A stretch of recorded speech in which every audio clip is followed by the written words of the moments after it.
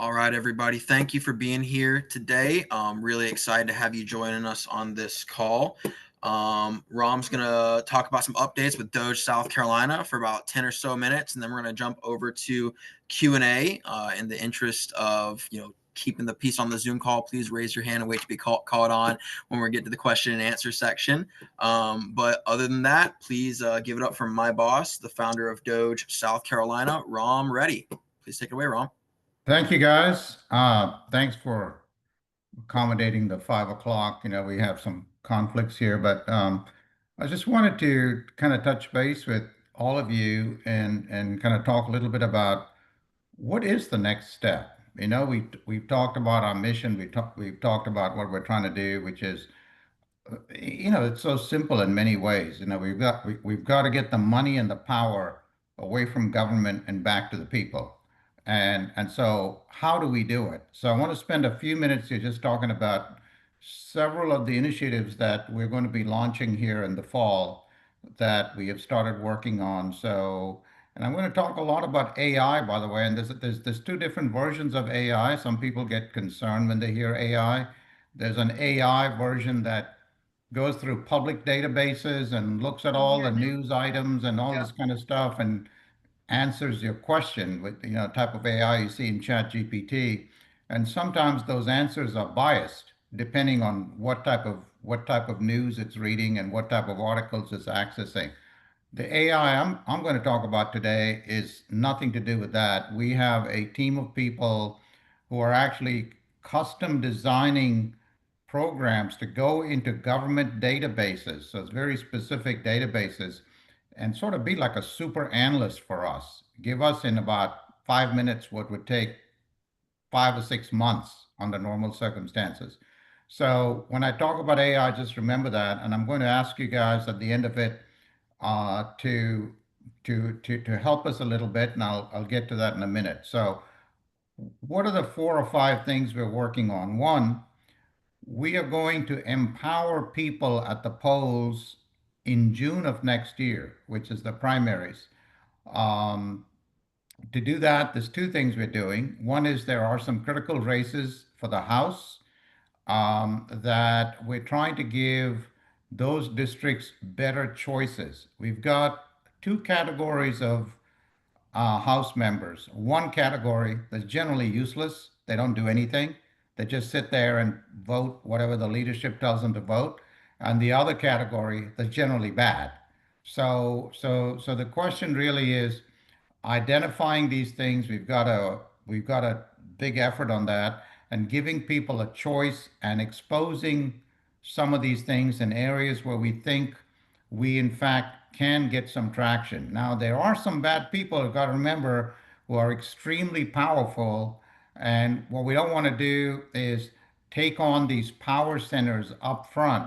I think there's a different way to attack it, going after people that we can easily take down and or people that are not very good and giving people choices there.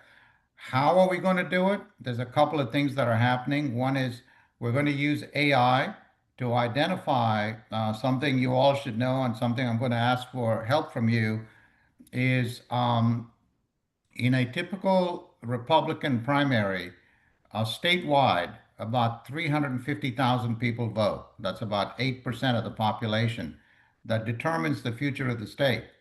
And so we're going to try to identify some of the DOGESC voters who tend to be kind of dedicated to the cause, some of the Trump voters who voted in the last election but did not vote in the primaries. And so we're going to try to get them to the polls. And so I ask from you, when you talk to your friends, the biggest thing you can do from a revolution is simply ask a question. Did you vote in the Republican primary last time? If they say no, they are a target for us. They need to become patriots who actually go and act and change the outcome in these primaries, because that's the key. The key is for us to get very, very involved in doing something that hasn't been done, not just beating the same old drum. And we're going to use some AI to try to identify these people as well and reach them. So those are A couple of things we're doing with the elections. The second thing we announced actually this week, we pretty much have this ready to go. We have an AI tool that's going to go in, read the statute, read all the regulations that go with it, and in about 5 minutes, it's going to tell us all these regulations have nothing to do with the underlying law. We ran a test on a SCDOT statute, just random. We just picked one, literally picked one out of the clear blue sky, and we ran a test on it. 41% mismatch. 41% of the regulations that these agencies are using to go after citizens actually don't even have a connection to the law, and so they're dead on arrival. And so we're going to identify these regulations. Our goal is we have 84,000 regulations in the state. On a per capita basis, that's 1.8 times the regulations that California has. So we've got to cut this in half right off the bat as a starting point. It's not let's get 84 to 82. We got to cut it in half. And we can't do it without the tools to work with it. This AI tool will also simplify the regulations in a language that you and I can understand instead of all the nonsense they have there. So you can't understand it, and you have to get a lawyer who can you then pay thousands of dollars to try to explain it to you. We don't need that. The second thing we're going to announce, it's almost ready to go. It needs some fine tuning. We're going to have an AI tool on forensics. It's going to go in, it's going to say, where is the money coming into an agency? Is it sales tax, property tax, some of the tax, cigarette tax, whatever tax? And where is the money going? And you can actually have a interactive quiz where it actually talks to you. Can ask it, I want to see all the nonprofits it's going to, all the contractors, all the consultants. And then if these are public entities, like a lot of nonprofits are, 501(c)(3) registered public entities, a lot of consultants are public entities. It can actually go into the public database and tell you how are these people spending the money. It doesn't tell you exactly where your money is going that we're donating as taxpayers, but it tells you what that charity is doing, and you can pretty much conclude if that charity is doing something, your money is going to that.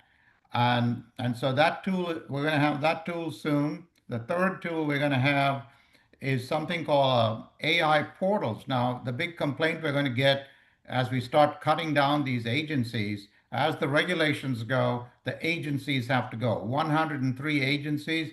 We need about 25 to run the state. All these agencies need to be dismantled. All Mhm. they do is go after the citizen. So the third issue that's going to come up is that people are going to say, well, if you dismantle agencies, what's going to happen to the service? So we're going to have AI portals. You can go in there and say, hey, I need to know how to renew my registration in this state. And it'll ask you a few questions. Are you transferring out of state? What are you doing? And then it'll pull up all the requirements that exist for you to do that, and it'll connect you to whatever department or person you need to talk to within that agency, all just with you sitting at your computer or your phone. So we're going to have these portals in all of the agencies. Also, this week, I had a great conversation with a guy named Kevin, who's the superintendent of the Edgefield County School District.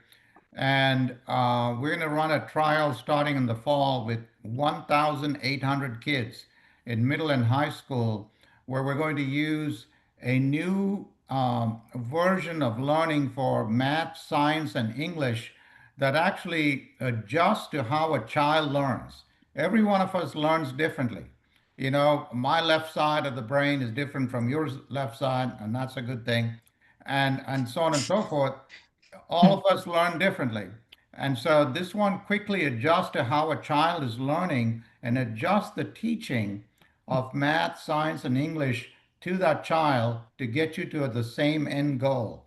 And I've used this in the foundation we have in other places, and we're seeing, though we thought 15% would be great, we're seeing 30 to 40% improvement. Wow. The kids are just glued to it because it's That's so what we need. fascinating to them. And so that's a tool we're going to do with Edgefield County. Great superintendent, ready to work with us. I just got from Chris Mills, who's our constitutional attorney, some thoughts on judicial reform. On judicial reform, there's going to have to be two separate pieces. One is legislative, one is a constitutional amendment. The constitutional amendment has to be done, and I think we can do it. The legislative pieces, of course, are going to be easier to do. For example, legislatively, we should be able to do some simple things like all the judges are interviewed by the JMSC in executive session. What the heck is that? So it's a closed door executive session. And our whole thing is the public's business is best done in public.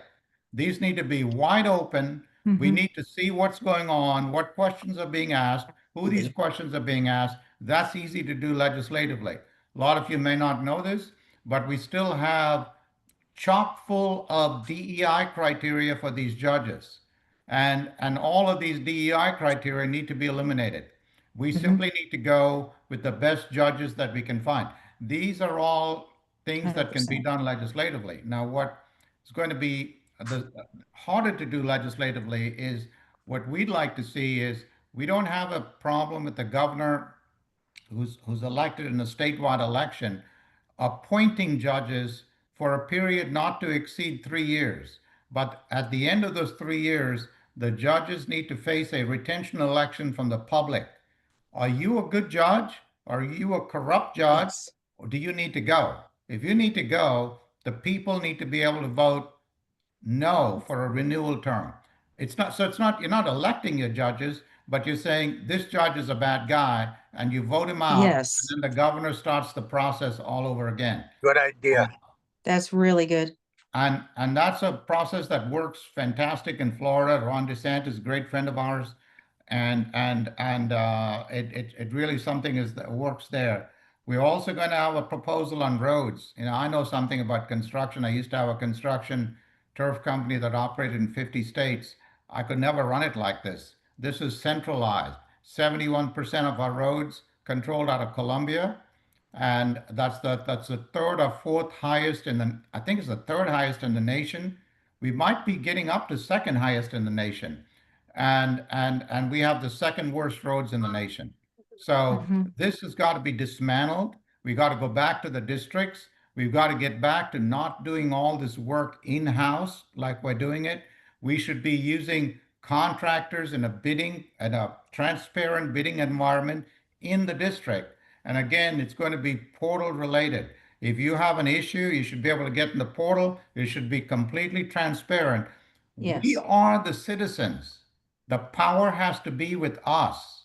Are we transferring the power over or not? That has to be a question. It's a litmus test. Someone asked me, are you for or against this raises that these people got? I said, I don't want to get into all this nitty gritty raises and all that, but here's the simple question if you want to answer the question. Is it transferring money and power to the citizen or not? If it Mhm. continues to transfer money to the government and it continues to transfer power to the government, DOGESC is opposed to it. We don't care what the heck you're doing. We're just opposed to it because we're so far gone right now. We've got to get the money and the power back to the citizen. So these are some of the things that we're doing. Um, it is time for us now to move from a advocacy mode to an action mode. I think the next year the elections are going to be very, very important. Getting some of this legislative agenda through is going to be very important. And so I think we're building a great network, awesome volunteers. People are so engaged. It's just a someone told me we just started Facebook, I don't know, a few weeks ago, 7 weeks ago, and we got over 5,000 people on there. So, I'm very excited. I'm glad to have all of you on this call and happy to answer any questions.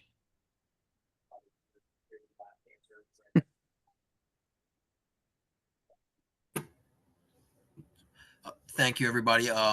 Please raise your hand for a question. Either I or Rom can call on you. Can you I see me? can't- See if I can set this to gallery view. There we go. All right, Al.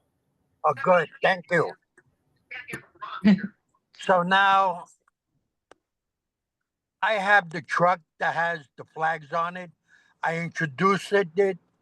And I sent pictures of it to try to have the names on the back of my Avalanche. I got a black Avalanche. I want to get the name out for those for South Carolina because definitely stuff has to get done. I used to work for the city of New York, and I know exactly how waste happens.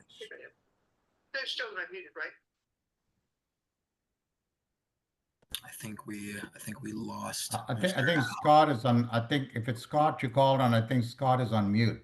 I think that was Al, but I think we lost him. Scott, can I? I'm gonna unmute I'm you. still here.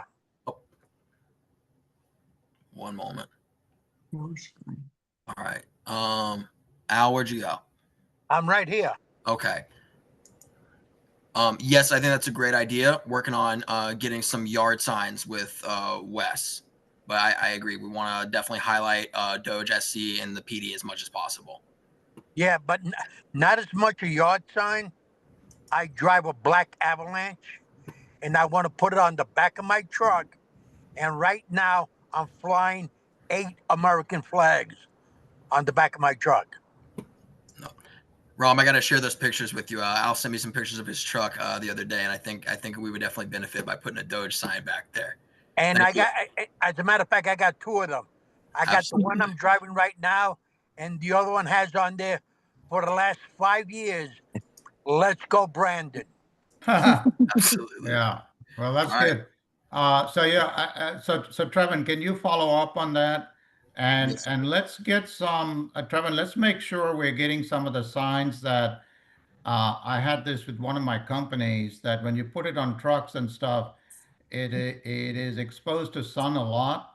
And so if you don't get the right ones, the glue will start coming unglued after a while. So you need to make sure you get the right signs because the worst thing you can have is a half glued sign flopping around. It doesn't reflect well on our brand either. So No, make sure you're getting the right sign and yeah, let's get some signs out. And when you get a chance, send Al a picture of the flag I have in my yard. It's a 25-foot flag, a 25-foot pole flying the flag. okay, very nice. There you go. All right, we're gonna go Mr. Scott Forey and then Miss Teresa Unruh. I am gonna hit ask to unmute. Scott, you should be able to talk now. Hey, afternoon, everyone. So I got a couple quick questions. I'm just more kind of curious about the follow or drill down on the AI software you guys are using. So when you guys are looking, are you is it more of a report or are you just looking at like kind of like high level things and kind of working that angle to kind of see what's happening? I'm sorry, Scott. I understood your question on AI, but I lost the last part of the question. You're looking to do what now? What's your question? Is it that you're going to be like putting out, or is this something that you're going to be making up with this a when you're looking at your AI with like the? Is it more the financials you're looking at with this report with the AI, or what exactly is AI going to exactly do Ah, for? okay. Okay, so there's two different things here. One is like I said, we have 84,000 regulations. We got to get it down in half. So how do you get it down in half? The easiest way to get it down in half is to say all of these regulations do not correspond to the underlying law, the statute that was passed. And so they are dead on arrival. They're null and void. They are legally unenforceable. So we're simply going to identify all of these. We're going to go back to the legislature and say, listen, all of these regulations that the agency state, your unelected agency state has developed, that they use as a weapon against the citizens is null and void. You all need to change this immediately in this session, in this upcoming 2026 session, or we're going to go to court and get an injunction to say these regulations cannot be enforced. So that's one use for it. It's horrible what they're doing. And we don't have a sunset clause, by the way. So if you have a regulation from 1905, it's still there. And the second part of it, to your question is, we want to see where the money is coming from and where it's going to. So what we're simply going to ask for, someone asked me about this $1 billion they found the other day. I said, put it in a damn trust fund. Take the money you guys are saving and finding, instead of being like an alcoholic that goes out and spends it on some other podunk project, put it in a trust fund for the citizens and give it back to them twice a year. You don't have to, they say, oh, we can't reduce the tax rate because it's a one-time thing and it won't be reoccurring. Okay, great. If it's a one-time thing, put it in a trust fund, and every 6 months, empty the trust fund and send rebate checks.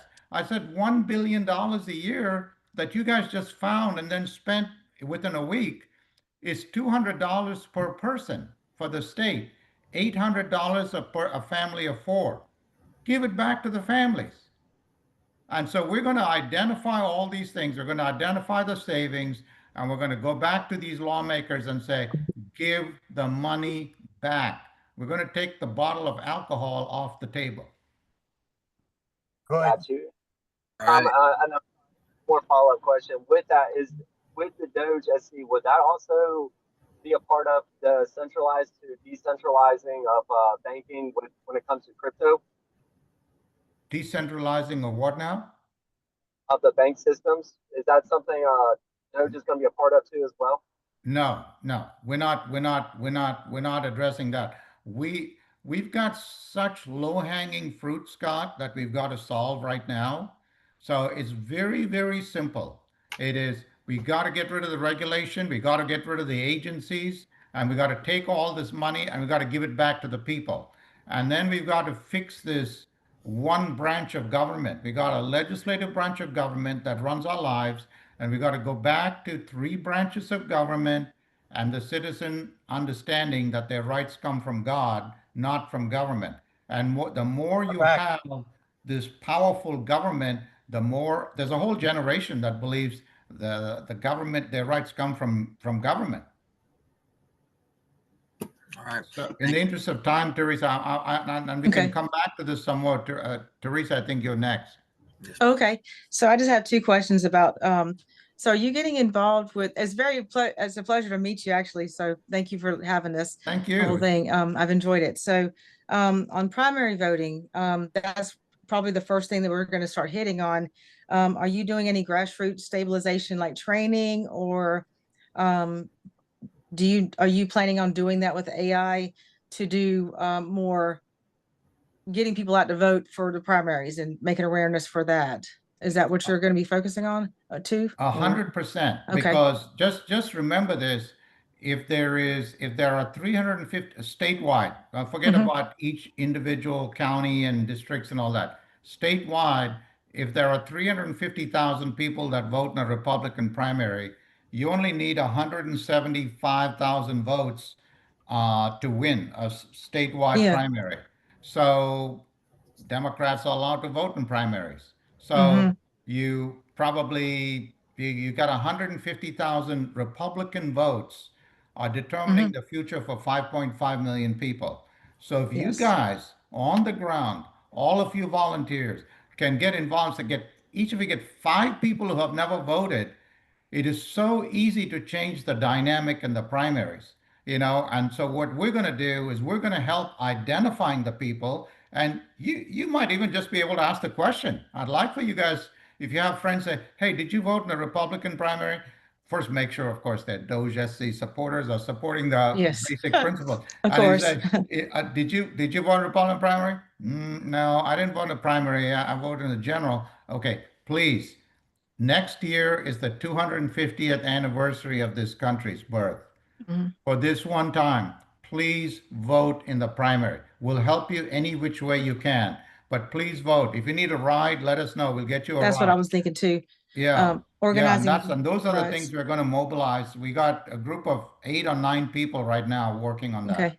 I want to be on that. And I've talked to Trevin when he came to Horry County. I'm in Horry County. So And I'm also opening up my headquarters for you. I'm opening up an entire grassroots headquarters in Myrtle Beach. So I want to speak to you about that later. When you get a chance, I'd like to get a 15, 20-minute conversation with you about that. But it's a grassroots, kind of a grassroots strategy ground game Teresa, thing. Yeah. that's what we're going to need.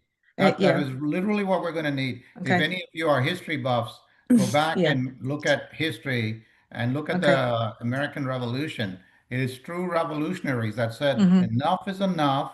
I'm sick and tired of what's going on, and Mhm. I am going to get involved. Like I tell people, act like you are the only one. There's no Mhm. one else. You are single-handedly going to work this, so think and act that way and Mhm. behave that way, and then we will give you all the support we can possibly give you. And yeah, offline, we'd love to talk to you more about that. Okay. And signage, everything. I do all that stuff too. So yeah, thank you very much for everything. Teresa, Thank you, that means Teresa. Yeah. you see my truck. I did your truck last time, Al. I You- printed your signs for your truck last time. Oh, I know who I'm talking to. Yeah. Yeah. And I was Mr. Trump's graphic designer for 2016. I was the only one that handled every sign he did for 2016 for the whole country. So There you go. Awesome. I can handle a lot. So, So, Trevin, yeah. make sure you connect with Teresa Yeah, offline. he has. Big We're fan of Okay. Teresa. All right. yeah. I'm All a right, fan Lonnie, of I think you're Trevin's. next. Yes, sir. Lonnie. Yes, appreciate it. I like everything that you've brought up in your plan. Um, one of the things I would ask is, we all know the administrative costs are really high. You've talked about the regulation, and I guess what I would suggest to go along with that is push that if you remove 20% of an agency's regulations, that they need to also be cut in budget for administrative by that same amount. So Lonnie, you're not setting the goal high enough. These agencies need to be cut by 50%. I've used this statistic over and over again. Ron DeSantis and I have spent a lot of time talking about actually comparing notes. Um, we have 15 full-time agency employees for every 1,000 people. Florida has 4. Literally has Right. 4. This is ridiculous what we're doing. We are loading up with these people. And one of the things that you and I don't even know, because apparently you can't find it unless you go to 103 agencies with 103 FOIA requests, they also bury the numbers with 1099 contractors. So it's not just their payroll. The payroll, oh yeah, they say, here's my payroll, but they won't tell you they're contractors, they're 1099 contractors. They're filled with contractors. I had to deal with DES in this hearing. Believe it or not, you have to be there. Like the president said, you have to experience it to see how deep and how evil these people are. They have 30 full-time lawyers on their payroll in one agency, the Department of Environmental Services. Their sole purpose is to go after the citizen. That's all. That's their goal. That's Right. it. So these things can't be 10% or 20%. These need to be dismantled. This is what I did in the private sector my whole life, which is, fix companies. So I see something, I know how to fix it. And I was telling someone the other that this can't be fixed. It has to be dismantled. You can't be chipping at a rock with a toothbrush on this thing. Oh, I agree. I agree. The other thing I was just going to say is as the AI audits happen, are those going to be publicly available on a website? 100% transparency. Great. We are all, everything we do, the way I say it is, our audience is not the elites. The elites are the one who donate money to these people. They get their phone calls returned. They get favors from the system because they give money to the system. We are the voice for the voiceless.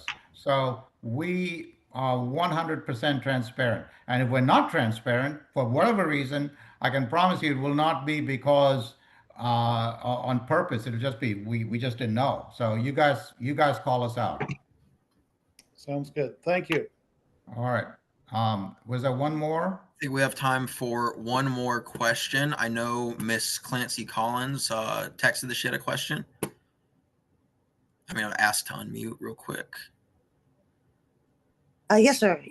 Thank you for having me. But you were saying about going into the agencies and like looking where the money's going and where the money's coming from. Like, say if they get like federal money or whatnot, the state allocates it to them to the different agencies, right? Yes, but see that this is the trick. The state allocates some, but they get it from all kinds of different things. You get into some of these public safety agencies, they get a lot of money from fees and fines that levy against the citizen. So they'll levy some fee, they'll levy some fine, they'll do all these different types of things. They're actually incentivized and encouraged to levy Do it. fees and fines against the citizen so they get more revenue, so they can hire more people, and so they can build their agency state. This is all a 100% corrupt correct. system. And so there's many sources of revenue. It's not just the state allocating money. The state says, oh, you can get this, but you can also get all your fees that you collect, all the something else you collect. And then they collect some local tax, some property tax, some other tax. So it's a web of money. It's a web of money. The only thing common about that web is it all comes from us. That's the only common factor. So they get all these different things. So why do you think you can't find it? Why do you think all of a sudden one year they can't find 1.8 billion and the next year suddenly, oops, yeah, we found a billion here, but we spent it the next week. Why do you think all of this is? Because the system is so complex that you can't just go look at it and say, oh, here's $3 million that the state allocated. They complicate the system so the citizen has no idea.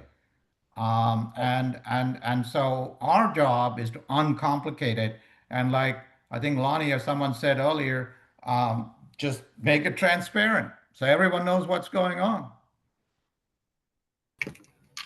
Well, that is all we have time for today. I want to say thank you to everyone for being here. I think last time we did this, we had maybe 15 people on this call, and at max attendance today, I think we had 25, and it's almost entirely different people. We're growing as a movement, and our ask today is just help us to grow this movement. Tell a neighbor, tell a friend, follow us on Facebook or Twitter, share something on X or Facebook. Our big push right now, we've had some of these submitted already, is film a 20-second video saying, hey, here's why I stand with DOGESC South Carolina, or here's my experience with government corruption and inefficiency. We have a field staff of 3 people. We have Rom, we have our general consultant, but we're a small but mighty team right now, but we can't make these changes alone. We need y'all's support. We need the grassroots support. We need a groundswell support of thousands of people, and we need you guys to do it. So I'm posting the contact information for myself and Kendall and Justin, the field team, in the chat. Send us an email. We'll meet you for coffee. We'll talk about what your concerns are with these issues. We'd love to hear more about why this is important to you. But Rom, thank you for talking to everybody today. Everybody, thank you for making the time to be here. And unless Rom has anything else to say, we're going to wrap it up. No, I love this, by the way. It's totally unscripted. I love doing this. And I love talking to people. And I think the people on this call are really, what I say is our type of people, the people we're trying to get involved in making change. That's why you won't often see me going to all these, the rich and famous crowd. I don't go talk to all these people. We won't take money from these people. Anything we get is $10, $50. All the people who are like so encouraged and engaged by us that they send something in. If people try to give us, we've had people come and want to give us more money, we just don't take it. We love ideas, we love volunteering, but I always say we can't be bought.